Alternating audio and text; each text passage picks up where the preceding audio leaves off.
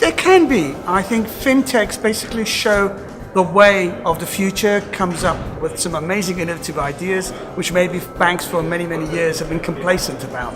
Fintechs, I always think they're like these fast speedboats, whereas banks are like these big oil tankers, which move very, very slowly, but they've got the solidity and they carry the volume. So I think fintechs can be massively disruptive. Although, I think a bit like flies, there are a lot of fintechs and many of them are going to die in the next few years. Only one or two of them, I think, are going to survive. And it's those ones who can actually, I think, have a strategic relationship with the bank that will then define themselves and become large-scale fintechs that everyone will know about. But I think there's going to be a radical change in the next year or two, especially with the payment service directives. So many fintechs have come up with novel little ideas, and I think many of them in some ways are arrogant, but on the other hand, I think many fintechs show the way to the bank of how things can be done better. And the question is, can the banks take on those ideas, either work with them or maybe even develop their own strategy to provide a better service to their customers? So I think there's going to be a radical change. It's almost like a pre-industrial revolution. I think in the next few years, with artificial intelligence, with blockchain coming through here, with 4G and 5G available, almost everyone in the world will have smartphones. There's a big dislocation about to happen. And what we will see is, as I said, in a few years' time, there will only be a very, very small handful of fintechs that will be extremely successful. The vast majority of them, unfortunately, will go. And that's why I always talk about, when we're playing about fintechs and banks, it is probably better for banks to work with fintechs that have got established records, that have proven themselves. They're not like a bunch of guys who just met at the pub last night. Hey, wouldn't it be great to do something? And then go ahead and expect to get a big investment.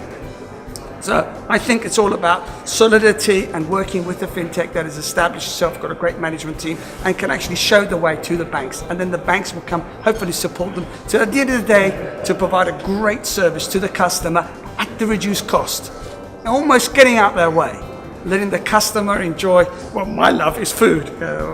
Last year I was a MasterChef UK, and I always say my career is cooking and eating, and my sideline is banking and fintech, and I think that's what most people want. You know, banking can be a facilitator to have a lovely life, and that's how I would like to see fintechs working with the banks of the future to provide a fantastic, seamless service to our customer of the future.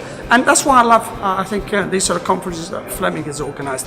It's a way upon which everybody to review the strategy of where the banks are going, where the payment is going, and to learn, I think, about what's going to be happening in the future and sort of share from each other's experience. That's why I think it's very worthwhile attending conferences like this.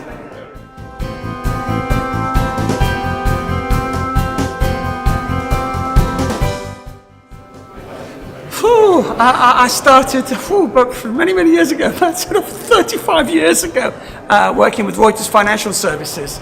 And those days was just sort of amazing when you have acoustic modems in there, and the fax machine was the way of transferring information. I think, and then slowly, you know, the internet came in, and then we actually see this flexibility. I think one of the most, it's pretty sad to say, one of the most exciting times in my life when I first was able to use internet banking for the first time. And I thought, oh my God, I don't have to go to the branch anymore. I can just click and I can then pay. But it was an amazing day. Probably I should say, meeting my wife and having my child. Those are very, very important. They're more important, just in case my wife is. But getting that first internet payment over there was a revolution for me. It was probably actually brought tears to my eyes in terms of what services we can bring to our customer in the future. And now, of course, it's spreading all over the world. Now I can see we're moving away from the internet to wearable devices, and hopefully your voice will be a means of transferring funds. You know, just hi Alexa or hi Google Home, please transfer the funds to my mother, or do my regular payments, or have you made all my regular payments? Tell me if there's anything else I haven't been able to do, and it will then tell me, and that I think is the way of the future.